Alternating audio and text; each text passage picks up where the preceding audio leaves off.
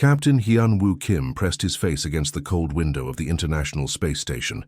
His breath fogged up the glass as he stared at something that shouldn't exist. The alien ship was huge, maybe 10 times bigger than anything humans had ever built. It looked like someone had carved it from a giant crystal, all smooth curves and glowing edges that caught the sunlight in ways that hurt to look at.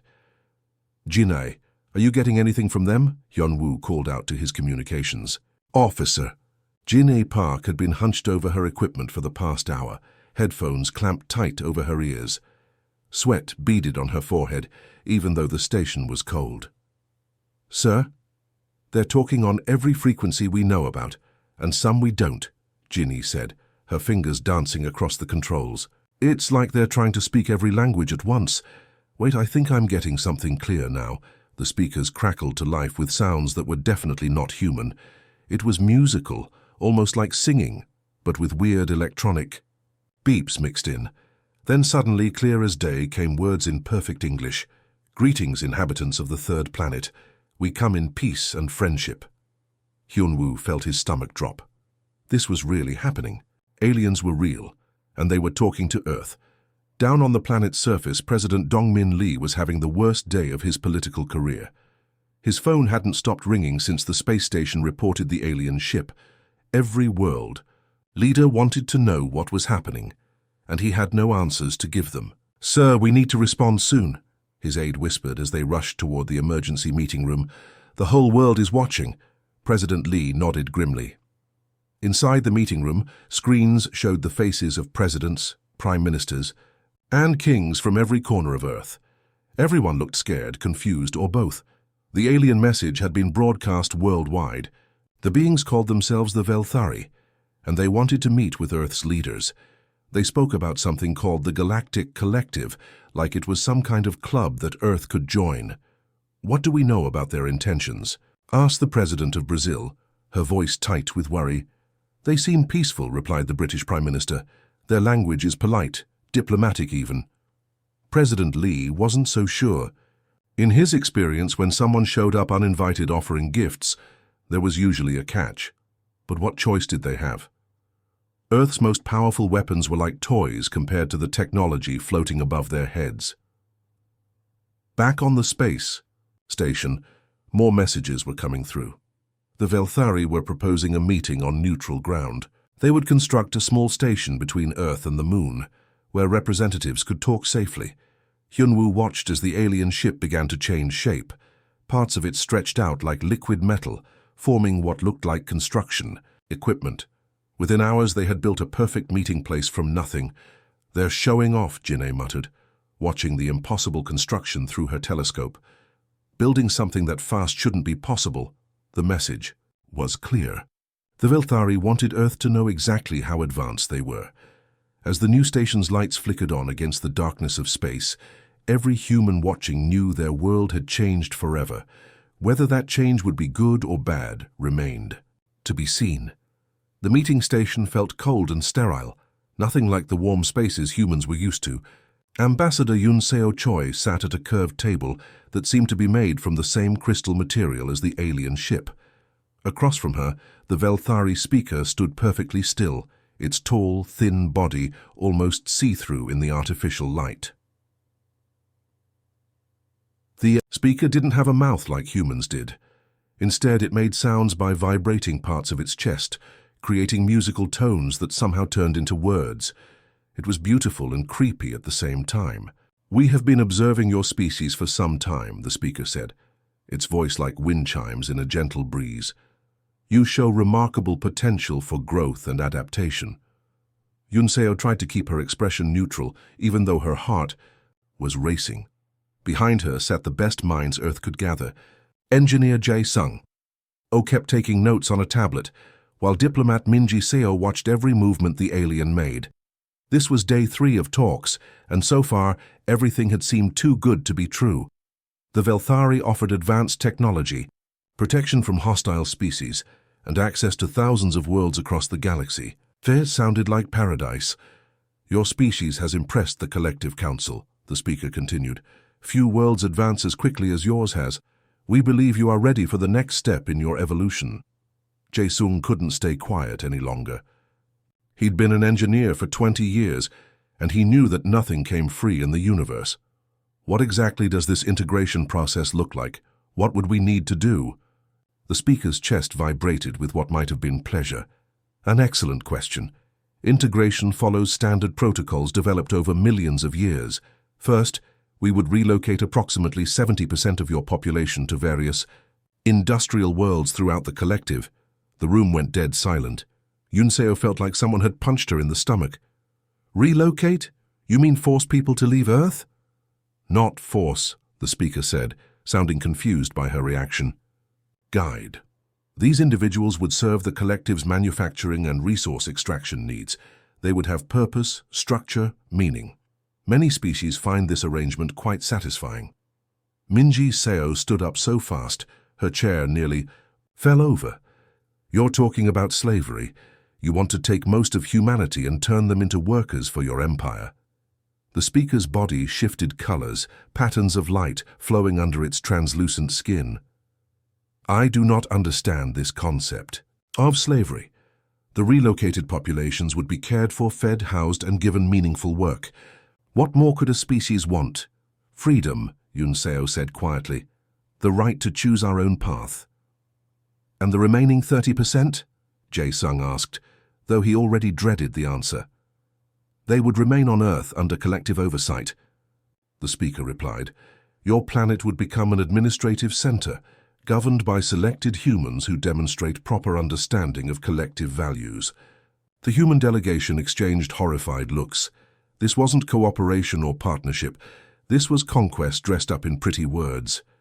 You're talking about breaking up families, Minji said, her voice shaking with anger. Taking children from parents, separating communities that have existed for thousands of years. The speaker seemed genuinely puzzled. These emotional attachments are temporary. In time, your species will adapt to more efficient social structures. All collective species undergo this transition. What if we refuse? Yunseo asked. The speaker's colors shifted to deeper, darker tones. Refusal is not typically an option. However, we prefer willing cooperation. Forced integration is more resource-intensive and often leads to unfortunate complications. The threat was clear, even wrapped in diplomatic language. Join willingly or be forced to join. Yunseo looked at her team, seeing her own determination reflected in their faces. We need time to discuss this with our governments. Of course, the speaker said. Take all the time you need. We are patient beings. But remember, the collective's protection extends only to member species. Independent worlds often face various difficulties in this galaxy. General Chang-wook Park stared at the screens in the military command center, his coffee growing, cold in his trembling hand. For 30 years he'd studied warfare, read every military manual ever written, and commanded thousands of soldiers. But what he was watching on the lunar station feeds made no sense at all. Sir, are you seeing this? Lieutenant Colonel Ji-hwan. Nam pointed at one of the monitors. That woman there, the one organizing the defense perimeter. According to our records, she's an elementary school teacher. Chang-wook squinted at the screen. Bo Young-kim was indeed a teacher from Seoul who had won a civilian lottery to visit the lunar research station. She was supposed to be conducting simple science experiments with the kids back on Earth.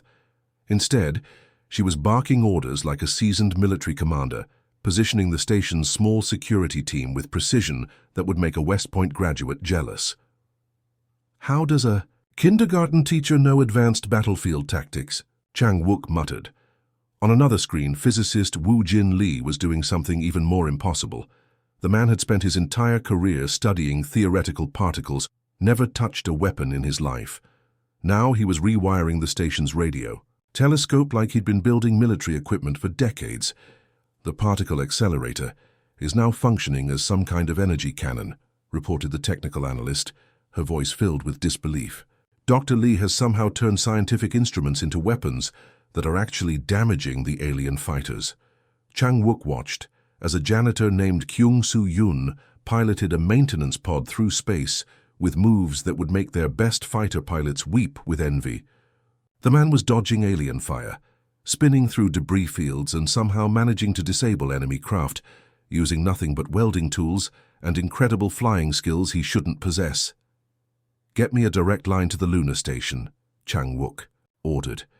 When the connection crackled to life, he could hear the chaos of battle in the background. "This is General Park. What's your status up there?" Bo-young Kim's voice came through, calm and confident, despite the explosions echoing around her.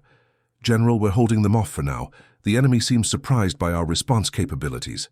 "Teacher Kim, I need to ask you something important. How do you know military strategy?" There was a pause.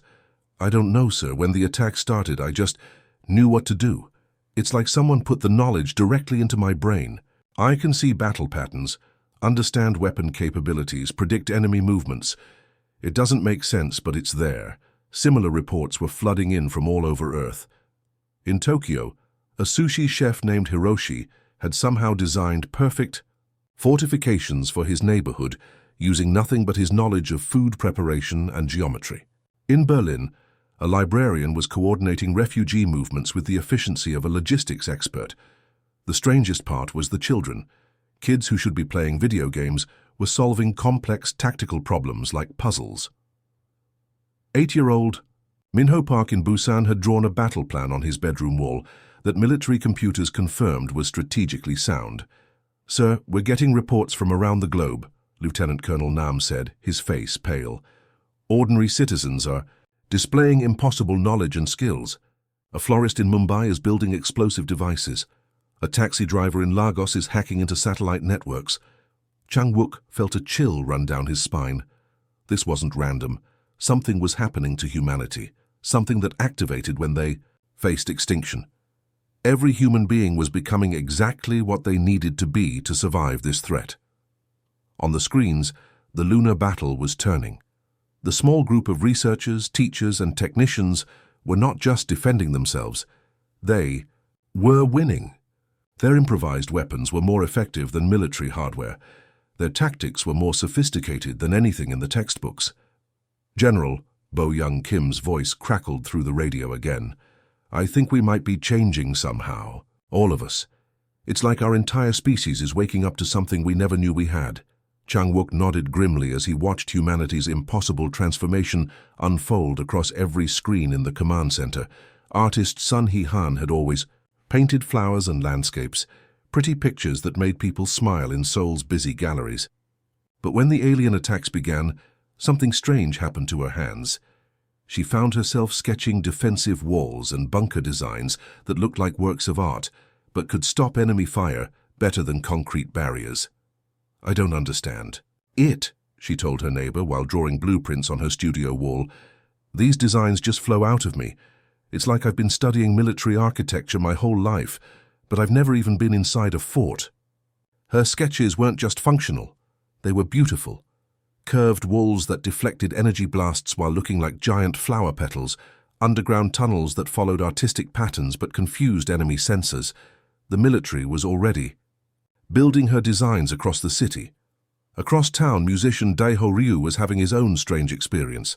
He'd been composing a simple song for his daughter when he noticed something odd about the melody. When played on the radio, it seemed to make the alien ships malfunction. "Play it again," urged the radio station manager, watching reports pour in from listeners. "Every time we broadcast your song, people report seeing alien fighters losing control." Daeho sat at his piano, still not believing what was happening. "It's just music. I write songs about love and friendship, not warfare." But his fingers moved across the keys with purpose he didn't understand, creating sounds that somehow jammed alien technology. At Seoul National University, child psychologist Eun-jung Lim was interviewing captured Velthari soldiers. She'd never interrogated anyone before, but she found herself asking questions that broke down their mental defenses without causing any pain. "How is this possible?" the alien prisoner asked, its translucent skin flickering with confused colors. "You are making me want to tell you our military secrets, but you have done nothing harmful to me." Eun-jung felt as surprised as the alien. "I'm just talking to you like I would talk to a troubled child. Somehow it seems to work the same way." Her techniques were being shared with intelligence services worldwide. A psychologist who specialized in helping kids with nightmares had become humanity's most effective interrogator. In a quiet library in Busan, elderly librarian Junho Shin was doing something that amazed even himself. Surrounded by history books and old newspapers, he was creating battle strategies that military generals were following without question. "Mr. Shin," called Colonel Min-suk Kim over the phone, "your latest tactical analysis just helped us win a major engagement over Tokyo. How did you know the aliens would retreat if we attacked their supply lines?" Junho adjusted his reading glasses, looking at the war maps spread across his desk between romance novels and children's books. "I've been reading military history for 60 years as a hobby. Suddenly, all those old battle stories make sense in new ways. I can see patterns that connect ancient warfare to what's happening now. The Velthari reinforcement fleet had expected to find a broken planet begging for mercy.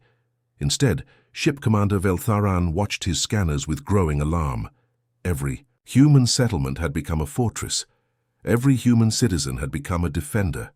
"Commander," his aide reported, "we're detecting organized resistance from their cubs. I mean, their young." Veltharan looked at the tactical displays. Human. Children were building traps that caught their most advanced scouts. Elderly humans were coordinating global defense networks. Artists were designing weapons. Musicians were creating sonic warfare. "This is impossible," he said, his voice creating worried harmonics. "Species don't evolve this rapidly. They don't transform their entire population overnight." But the evidence was undeniable. Humanity wasn't just fighting back. They were becoming something the galaxy had never seen. Every human had become perfectly suited for species survival, regardless of their age or background. A kindergarten teacher was now running refugee operations with military precision. A retired gardener had figured out how to grow food in bomb shelters. Even toddlers seemed to instinctively know which hiding spots were safest during attacks. "Sir," his tactical officer said quietly, "I recommend we withdraw and request guidance from the Collective Council. This species is beyond our current understanding." Veltharan watched another squadron of his ships retreat from what should have been an easy target. For the first time in his military career, he felt something he'd never experienced before: fear of a supposedly primitive species. Humanity was changing, and the galaxy wasn't prepared for what they were becoming. Dr. Yeonji Ko hadn't slept in 3 days. Her laboratory at Seoul National University looked like a tornado had hit it, with papers scattered everywhere and empty coffee cups stacked on every surface. But she'd found something that would change everything humanity thought about itself. "Look at this," she said to her research team, pointing at the DNA sequence glowing on her computer screen. "This section right here, it shouldn't exist." Her assistant graduate student Hyo-jun Park leaned closer to the monitor. "What am I looking at, Dr. Ko?" "Something that's been hiding in our genes for thousands of years. Maybe longer." Yeonji's hands shook as she pulled up comparison charts. "Every human I've tested has this same genetic sequence, but it was completely inactive until the alien attacks began. The blood samples had come from people all over the world: the teacher from the lunar station, the artist designing impossible fortifications, the musician whose songs disrupted alien technology. All of them showed the same genetic activation. When the Emergency Science Council met via video conference, scientists from every major university crowded around their screens. Dr. Yeonji Ko's discovery was about to turn everything they knew about human evolution upside down. "What you're seeing," she explained, showing her data to Nobel Prize winners and research directors, "is essentially a genetic switch, something in our DNA that stays dormant until our species faces extinction." Research physicist Hyun-Sik Ahn from MIT joined the call, his face grim. "Dr. Ko, I've been analyzing the psychological profiles of affected individuals. The knowledge they're displaying isn't random. It's perfectly suited to our current survival needs." "Exactly," Yeonji nodded. "It's like every human has become a living library of our entire civilization's accumulated knowledge and skills." Professor In-suk Yang from Oxford University raised his hand. "But that's impossible. How could someone's genes contain information about military tactics or engineering principles they never learned?" Yeonji had been asking herself the same question for days. "I think I know the answer, And it's going to sound crazy. Our entire history. Every war, every competition, every challenge we've faced as a species. It wasn't just events that happened and were forgotten. She pulled up another screen showing human historical data. Look at this timeline. Wars, natural disasters, plagues, famines, competitions, sports, even our entertainment. Everything that forced humans to adapt and survive. The pattern became clear as she highlighted different periods. The Roman gladiator fights weren't just entertainment. They were training in individual combat. Medieval warfare taught us strategy and logistics. The Industrial Revolution taught us to build and create under pressure. Even our modern video games and sports were unknowingly preparing us. Hyun-sik's eyes widened as he understood. You're saying our chaotic, violent history was actually a species-wide training program? Without us even knowing it, Yeonji confirmed. Every challenge our ancestors faced, every skill they developed, every piece of knowledge they gained, it's all been stored in our genetic memory, waiting for the moment when our species needed it most. The implications were staggering. Humanity's endless conflicts, which other species might see as barbaric and primitive, had actually been preparing them for exactly this situation. Think about it, Dr. Ko continued. Other peaceful alien species probably never faced the constant challenges we did. They never had to develop this survival mechanism because they never needed it. A biologist from Tokyo University joined the discussion. So when the Velthari attacked, this dormant protocol activated in every human simultaneously. That's what the evidence suggests, Yeonji said. Every person became exactly what our species needed them to be. Teachers became strategists, artists became engineers, children became problem solvers, all drawing from thousands of years of accumulated human experience. The room fell silent as the scientists absorbed this revelation. Humanity wasn't just defending itself with individual courage or determination. They were accessing the collected wisdom and skills of every human who had ever lived, survived, and adapted. We're not just fighting as individuals, Hyun-sik said quietly. We're fighting as the entire human species, with all of our history behind us. Dr. Yeonji Ko nodded, looking at the genetic data that had revealed humanity's greatest secret. They weren't the primitive species the aliens thought they were. They were something the galaxy had never encountered before. Farmer Donghwan Yu had never left his small village outside Daegu before the war began. For 40 years he'd grown rice and vegetables, worried about weather and crop prices like farmers always do. Now he was sitting in a government command center, orchestrating food distribution for the entire planet, like he'd been doing it his whole life. We need to redirect the grain supplies from Australia to Europe, he told the logistics coordinator, pointing at a world map covered in colored pins. The fighting there is going to last another 3 weeks, and they'll run out of food in 10 days. The military officer looked confused. Mr. Yu, how do you know how long the battle will last? Donghwan paused, surprised by his own certainty. I just know. It's like I can see the patterns where food is needed, how much, when it needs to arrive. It all makes sense now, like farming taught me everything I needed to understand about feeding people during a crisis. His predictions were always right.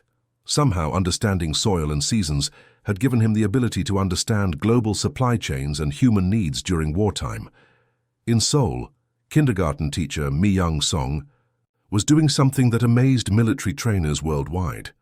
She was taking ordinary civilians and turning them into effective defenders in just a few hours, using techniques she'd never learned. Learning is like playing, she explained to a group of new recruits, most of them office workers and shop owners. You just need to make it fun and break it into small pieces. She taught combat tactics the same way she taught 5-year-olds to read, with games, songs, and simple steps. Somehow her methods worked faster than traditional military training. People who had never held weapons were mastering complex battle strategies in a single afternoon. Ma'am, where did you learn these teaching methods? Asked Colonel Tae Min Kim, watching his new soldiers perform exercises that usually took months to master. Mi Young smiled the same gentle smile she used with her kindergarten students. I didn't learn them anywhere. They just appeared in my mind when I needed them. It's like all the years of helping children learn difficult things prepared me to help adults learn quickly during an emergency. Software developer Gunwoo Park was having his own impossible experience. He'd spent his career building websites and mobile apps, never touched anything more complicated than a computer virus. Now he was breaking into alien computer systems, like he'd been studying their technology for years. "This is incredible," he muttered, his fingers flying across multiple keyboards as alien code scrolled down his screens. "Their programming language is completely different from anything on Earth, but I can read it like Korean." His colleague Ji-won Lee watched in amazement. "Gun-woo, you learned their entire computer system in 2 days. How is that possible?" "I don't know," Gun-woo replied, not looking away from his screens. "It's like every programming language I ever learned was preparation for this moment. All those years of solving coding problems, debugging software, figuring out how different systems work. It all connects to understanding how their technology operates." Meanwhile, fashion designer Ah Young-choi was creating the strangest clothing of her career. Her latest designs looked like regular uniforms, but they somehow made humans appear more intimidating to the aliens, while providing protection that rivaled military armor. "The psychology is fascinating," she explained to the defense minister, showing him her latest creation. "Aliens see patterns and colors differently than we do. By using certain combinations, we can make our soldiers appear larger, more threatening, more unified as a fighting force." She held up a jacket that looked ordinary to human eyes, but apparently terrified Velthari soldiers. 20 years of understanding how clothing affects human emotions taught me how to use clothing to affect alien emotions." The most remarkable thing was how quickly knowledge spread between humans. When Gun-woo figured out how to hack alien systems, programmers around the world instantly understood his methods. When Ah Young designed effective armor, tailors everywhere began creating similar protective clothing. "It's like we're all connected now," reported Dr. Soo-jin Park, a neuroscientist studying the phenomenon. "When one human learns something important for survival, that knowledge becomes available to all humans almost immediately." The Velthari were facing an enemy unlike anything in their experience. Every battle made humanity stronger, smarter, more coordinated. What had started as a simple conquest was becoming their worst nightmare, a war against an entire species that kept evolving during combat. The Velthari Coalition Council chambers buzzed with panic as holographic reports from the human war zone filled the air. Ship Commander Veltharan stood before the assembled leaders of 12 different alien species, his translucent skin flickering with stress patterns none of them had ever seen before. "Honored council members," he began, his harmonic voice trembling, "I must report that our conquest of the human homeworld has failed catastrophically." The Zephyrian representative, a being that looked like living crystal, vibrated with disbelief. "Impossible. Your forces outnumber theirs 1,000 to 1. Their technology is primitive." "That's what we thought," Veltharan replied, displaying battle footage that made the entire council fall silent. "But these humans, they don't fight like any species we've encountered. They learn from every engagement. They adapt faster than we can develop new strategies." The footage showed human children building traps that captured advanced alien scouts. It showed elderly humans coordinating planet-wide defenses. Most disturbing of all, it showed ordinary humans using alien technology better than the aliens who created it. "Look at this," Veltharan said, highlighting a scene where a human farmer was operating captured Velthari equipment with impossible skill. This individual had never seen our technology before, yet within hours he was using it more effectively than our trained operators. The Caltharian delegate, a floating blob of sentient gas, pulsed with nervous energy. "Perhaps we should withdraw our support from this campaign. These humans seem dangerous." One by one, other species began voicing similar concerns. The proud Velthari, who had conquered hundreds of worlds, were being defeated by what should have been a primitive backwater planet. Meanwhile, aboard the human command ship Soul's Pride, Commander Insu Jang received an unprecedented message.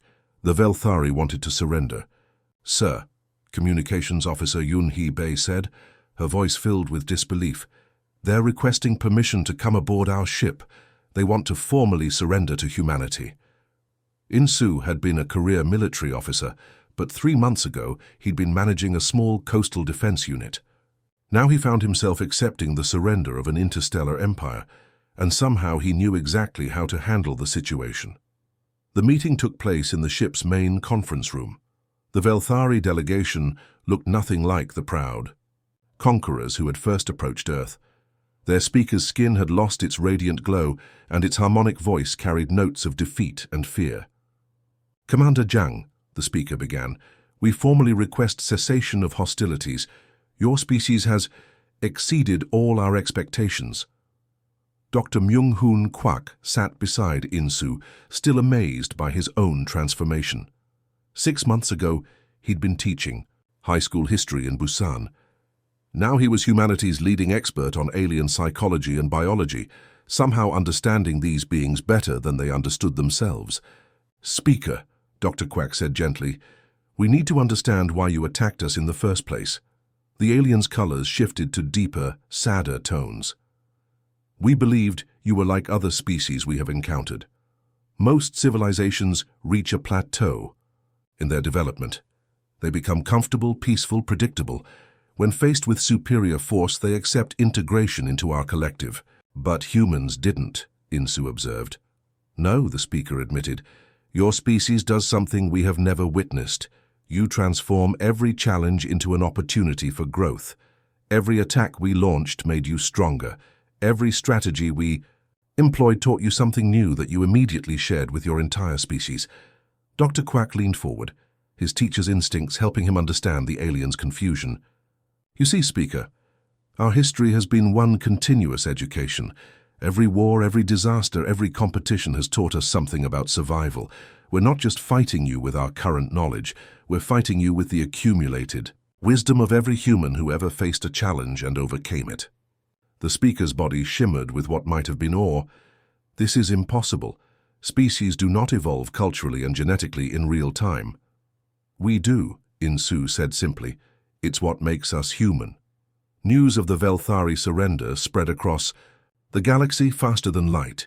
Species that had lived in fear of various threats for millennia suddenly saw hope. The humans had done something unprecedented. They had not just defeated a superior enemy, but had grown stronger in the process. On Earth, celebrations erupted in every city, but the humans celebrating weren't the same ones who had first encountered the aliens. They were transformed, enhanced, carrying within themselves the collective strength of their entire species. Dr. Quack looked out at the stars through the command ship's windows, knowing that humanity's journey was just beginning.